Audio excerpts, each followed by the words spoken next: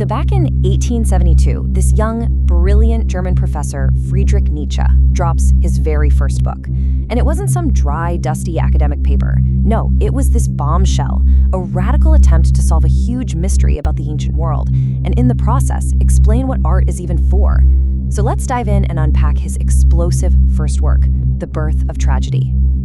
Now, this isn't just some edgy quote Nietzsche pulled out of thin air. This was a super famous legend in ancient Greece. The story goes that King Midas was hunting for Silenus, the super wise companion to the god Dionysus, because he was desperate to know the ultimate truth of life. And when he finally catches him, this is the devastating wisdom he gets back. This incredibly bleak outlook, this deep pessimism. Nietzsche says this wasn't some fringe idea. It was right at the heart of how the Greeks saw the world. And right away, that presents a huge paradox, doesn't it? I mean, if you truly believe that life is fundamentally awful, why would you turn around and create these serene, perfect, beautiful gods on Mount Olympus? Why write the glorious epics of Homer? How could a culture so steeped in pessimism produce art that feels so optimistic? This is the central puzzle that Nietzsche is determined to figure out. To solve it, Nietzsche identifies these two primal cosmic forces that are basically at war with each other. The first one is the force that answers all that terror of existence with a vision of beauty. He calls this the Apollonian. It's named after Apollo, the god of light, of reason. The Apollonian is the energy of the dream. It's that drive inside us to create order, to create form, to create beauty out of chaos. It gives us things like sculpture with its perfect, clean lines, and epic poetry with its clear-cut heroes. And crucially, it's the source of our idea of the individual, this notion that you are you, a distinct, separate self. The Apollonian basically creates this beautiful, orderly illusion that acts like a veil, making a terrifying and chaotic reality just bearable. But here's the kicker. For Nietzsche, this illusion isn't a weakness. Not at all. It's a profound, powerful, artistic, and totally necessary response to the horror of just being alive. The Greeks needed the beautiful dream of their gods to shield them from the awful truth that Silenus spoke about. It's what gave them the strength to endure life. But of course, you can't have order without chaos, right? There's always something bubbling just beneath that beautiful, calm Apollonian surface, and that is the second opposing force. This is the Dionysian, named for the god of wine, frenzy, and pure ecstasy. You see, if the Apollonian is a dream, the Dionysian is intoxication. It's that state where all the boundaries just dissolve. Your individual self melts away, and you feel this primordial unity with nature, with everyone else. And in that state, you experience the raw, unfiltered truth of existence. Not just the crazy joy, but also the deep suffering and chaos of it all. And here you can really see that fundamental conflict side by side. On one hand, Apollo, the dream, order, illusion, the individual, and its perfect art form is sculpture, a beautiful, distinct form. On the other hand, you've got Dionysus, intoxication, chaos, truth, the collective, and its art form is music, this flowing, emotional, boundary-dissolving force. For Nietzsche, these two drives are in a constant epic battle. So what did the Greeks do? Did they pick the pretty Apollonian dream and hide from the terrifying Dionysian truth? No way. In an act of what Nietzsche saw as pure genius, they fused them together. They smashed them into each other to create their absolute highest art form, the Greek tragedy. So here's how it worked. It was a perfect synthesis.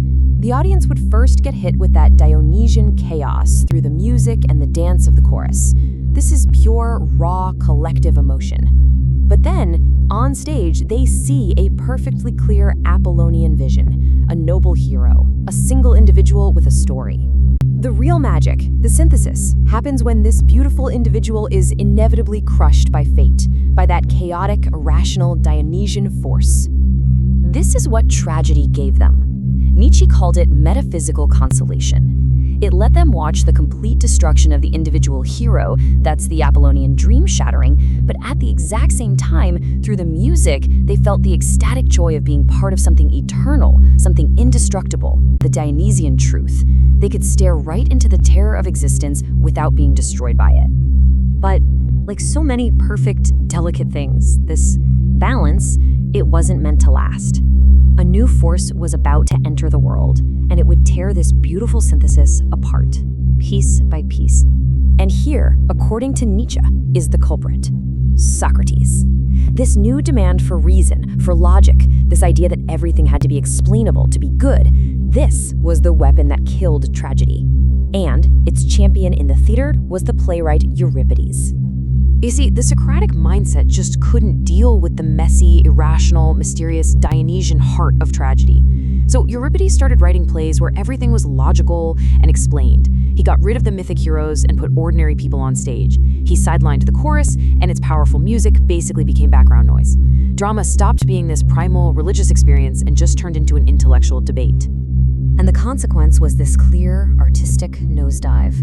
Art went from the cosmic, mind-blowing heights of Aeschylus and Sophocles, down through the intellectual filtering of Euripides, and it landed with a thud in what's called New Attic comedy, which for Nietzsche was just shallow realism about everyday problems. By cutting out the Dionysian, art lost its depth, its power, and its whole reason for being. So why does any of this ancient history matter to us? Because Nietzsche was convinced this wasn't just a story about the past. He argued that we are all living in the world created by the death of tragedy. Nietzsche calls our modern culture Alexandrian. It's a culture built entirely on that Socratic principle. We worship what he calls the theoretical man, the scientist, the scholar, the person who believes that knowledge and reason can explain and solve every single problem in the universe. We have plenty of reason, plenty of order, but we've lost something absolutely vital in the process. By silencing the Dionysian, the non-rational, the chaotic, the mythic part of ourselves, we've created a culture that has no myths. We live in a world of facts, sure, but we feel disconnected, unmoored, shallow, and we're eternally hungry for a deeper meaning that science and reason just can't give us on their own. So Nietzsche leaves us with this really profound question: that Apollonian dream was humanity's first artistic defense against a meaningless world.